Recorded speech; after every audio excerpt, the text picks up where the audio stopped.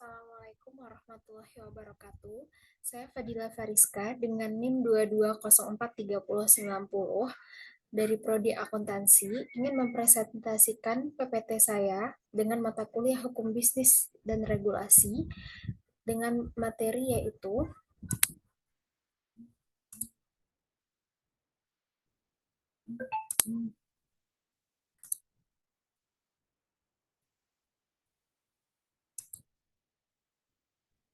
kepailitan dan penundaan kewajiban pembayaran utang atau PKPU.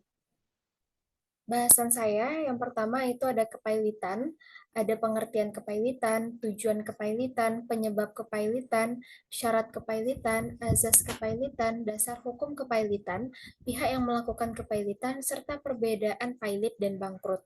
Yang kedua, penundaan kewajiban pembayaran utang atau PKPU. Ada pengertian PKPU, pihak yang dapat mengajukan PKPU, dasar hukum PKPU, akibat PKPU, serta berakhirnya PKPU. Yang pertama, kepailitan. Pengertian kepailitan. Pailit dapat diartikan debitur dalam keadaan berhenti membayar utang karena tidak mampu. Kata pailit dapat juga diartikan sebagai bankrupt. Kata bankrupt sendiri mengandung arti bancaruta, di mana kata tersebut bermaksud memporandakan kursi-kursi. Adapun sejarahnya mengapa dikatakan demikian adalah karena dahulu suatu peristiwa di mana terdapat seorang debitor yang tidak dapat membayar hutangnya kepada kreditor. Karena marah, sang kreditor mengamuk dan menghancurkan seluruh kursi-kursi yang terdapat di tempat debitor. Menurut Siti Soemarti Hartono, pailit adalah mogok melakukan pembayaran. Sedangkan berdasarkan pasal 1 angka 1 Undang-Undang Nomor 37 Tahun 2004 tentang kepailitan dan penundaan kewajiban pembayaran utang, Undang-Undang Kepailitan, kepailitan adalah sita umum atas semua kekayaan debitor pailit yang pengurusan dan pemberesannya dilakukan oleh kurator di bawah pengawasan hakim pengawas. Kemudian tujuan kepailitan. Tujuan utama kepailitan adalah untuk melakukan pembagian antara para kreditur atas kekayaan debitur oleh kurator. Kepailitan dimaksudkan untuk menghindari terjadinya sitaan terpisah atau eksekusi terpisah oleh kreditur dan menggantikannya dengan mengadakan sitaan bersama sehingga kekayaan debitur dapat dibagikan kepada semua kreditur sesuai dengan hak masing-masing. Kemudian penyebab kepailitan. Pada umumnya, perusahaan dapat masuk ke jurang pailit dapat dipengaruhi oleh banyak faktor, antara lain sebagai berikut. Pertama, ketidakmampuan pemilik perusahaan dalam mengelola perusahaan. Bagi perusahaan baru, cenderung kurang hati-hati dalam mengelola perusahaan, sedangkan bagi perusahaan lama, sulit menangkap permintaan konsumen. Kedua, kurangnya kepekaan terhadap kebutuhan konsumen dan juga kurang mengamati gerakan pesaing. Perusahaan menjadi kurang kompetitif dan tertinggal jauh sebab tidak mampu bersaing dengan perusahaan lainnya. Dan yang terakhir, berhenti melakukan suatu inovasi. Perkembangan teknologi informasi saat ini sangat cepat. Tren dapat muncul kapan saja sesuai dengan kondisi masyarakat pada saat itu. Apabila perusahaan tidak melakukan inovasi terhadap barang atau produknya, maka akan ditinggalkan, sebab sudah tidak sesuai dan tidak relevan dengan permintaan konsumen. Syarat permohonan pengajuan pilot. Dalam pasal 2 ayat 1, pasal 8 ayat 4, Undang-Undang 37 tahun 2004 menyebutkan bahwa permintaan pilot yang dilimpahkan kepada pengadilan niaga harus dapat memenuhi sejumlah syarat. Di antaranya, yang pertama adanya debitur yang mempunyai 2 atau lebih kreditur dan tidak membayar lunas sedikitnya satu utang yang telah jatuh waktu dan dapat ditagih. Dinyatakan pilot dengan putusan pengadilan, baik atas permohonannya sendiri maupun atas permohonan satu atau lebih krediturnya. Kedua, adanya kreditur yang memberikan pinjaman utang kepada debitur yang dapat berupa perseorangan maupun badan usaha. Ketiga, terdapat sejumlah utang yang telah jatuh tempo dan dapat ditagih. Utang tersebut dapat dikarenakan telah diperjanjikan, terjadinya percepatan waktu penagihan, sanksi atau denda, maupun putusan pengadilan dan arbiter, serta adanya permohonan pernyataan pilot dari lembaga terkait. Azas kepailitan. Pertama ada azas keseimbangan undang-undang. Azas ini mengatur beberapa ketentuan yang merupakan perwujudan dari azas keseimbangan.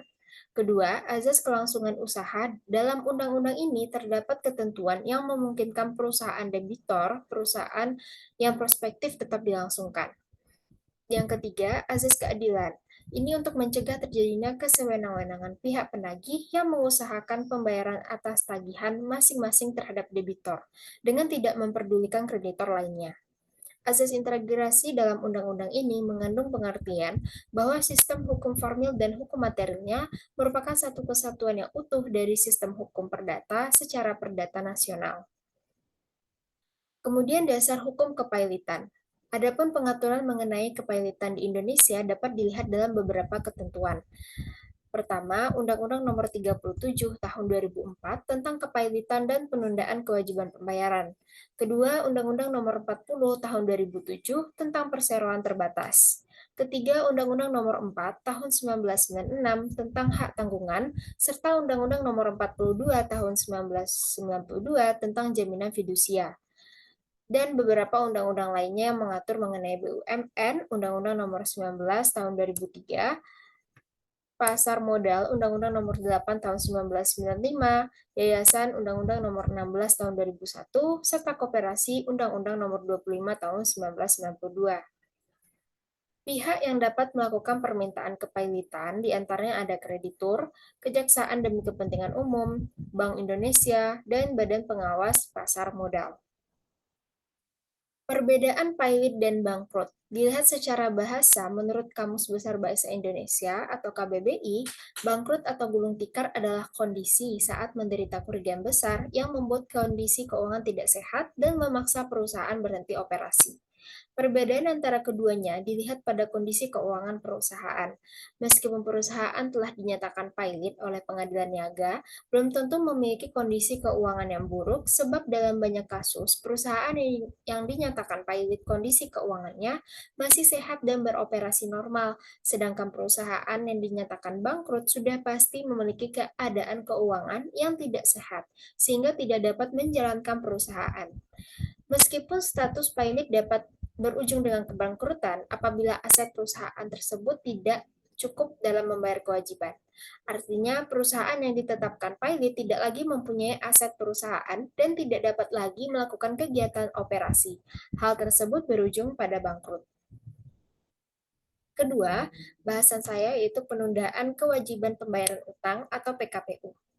Pengertian PKPU menurut pendapat Munir Fuadi, penundaan kewajiban pembayaran utang atau PKPU ini adalah suatu periode waktu tertentu yang diberikan oleh undang-undang melalui keputusan pengadilan niaga, di mana dalam periode waktu tersebut kepada kreditor dan debitor diberi kesepakatan untuk memusyawarahkan cara-cara pembayaran utang-utangnya dengan memberikan rencana perdamaian terhadap seluruh atau sebagian utangnya, termasuk apabila perlu merestrukturisasi utangnya tersebut. Pihak yang dapat mengajukan PKPU itu ada debitor, kreditor, Bank Indonesia, dalam hal debitor adalah bank. Dasar hukum PKPU. Di dalam Undang-Undang Kepailitan Nomor 37 Tahun 2004, Pasal 222 Ayat 2, dikatakan debitur yang tidak dapat atau memperkirakan dapat melanjutkan membayar utang-utangnya yang sudah jatuh waktu dan dapat ditagih, dapat memohon penundaan kewajiban pembayaran utang dengan maksud untuk mengajukan rencana perdamaian yang meliputi tawaran pembayaran sebagai atau seluruh utang kepada kreditor. Maksudnya sebagian atau seluruh utang kepada kreditor. Permohonan PKPU oleh si debitur ini dilakukan sebelum permohonan pernyataan pailit diajukan oleh pihak lain kepada debitor. Namun, ada kalanya PKPU ini diajukan oleh si debitor pada saat permohonan pernyataan pailit si debitor oleh pihak lain telah dimohonkan ke pihak pengadilan. Apabila permohonan pernyataan pailit dan permohonan penundaan kewajiban membayar utang atau PKPU ini diperiksa pada saat yang bersamaan, maka PKPU ini harus diputus terlebih dahulu. Akibat dari PKPU yaitu Badan Pengawas Pasar Modal atau BAPEPAM dalam hal debitor adalah perusahaan efek, bursa efek, lembaga clearing dan penjaminan, lembaga penyimpanan dan penyelesaian.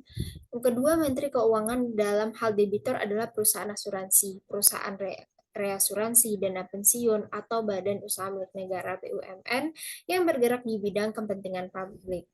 Dengan dikabulkannya permohonan PKPU sementara, maka berlakulah hal-hal sebagai berikut. Pertama, selama PKPU berlangsung, terhadap debitur tidak dapat diajukan permohonan pilot. Dua, diangkat seorang hakim pengawas yang tugasnya mirip dengan hakim pengawas dalam kepailitan. Ketiga, diangkatnya seorang atau lebih pengurus yang bertugas melakukan pengawasan terhadap kekayaan debitur. Dan yang terakhir, debitur tetap dapat melakukan tindakan pengurusan dan pengalihan atas kekayaan asal mendapat persetujuan pengurus. Tindakan debitor atas kekayaannya tanpa persetujuan pengurus adalah tidak mengikat kekayaannya. Terakhir berakhirnya PKPU. Yang pertama atas permintaan hakim pengawas. Bagi debitor, selama waktu PKPU bertindak dengan itikat buruk dalam melakukan terhadap hartanya, debitor telah merugikan atau telah mencoba merugikan kreditornya. Kedua, debitor melakukan pelanggaran pasal 240 ayat 1 Undang-Undang K. Debitur lalai melaksanakan tindakan yang diwajibkan kepadanya oleh pengadilan pada saat atau sesudah PKPU diberikan, atau lalai melaksanakan tindakan yang diisyaratkan oleh pengurus demi kepentingan harta debitor. Selama waktu PKPU, keadaan harta debitor ternyata tidak lagi memungkinkan dilanjutkannya PKPU, atau keadaan debitor tidak dapat diharapkan untuk memenuhi kewajibannya terhadap kreditor pada waktunya. Kedua, atas permintaan satu atau lebih kreditor. Yang terakhir, atas prakarsa pengadilan niaga. Sekian dari saya akhiri dengan wassalamualaikum warahmatullahi wabarakatuh.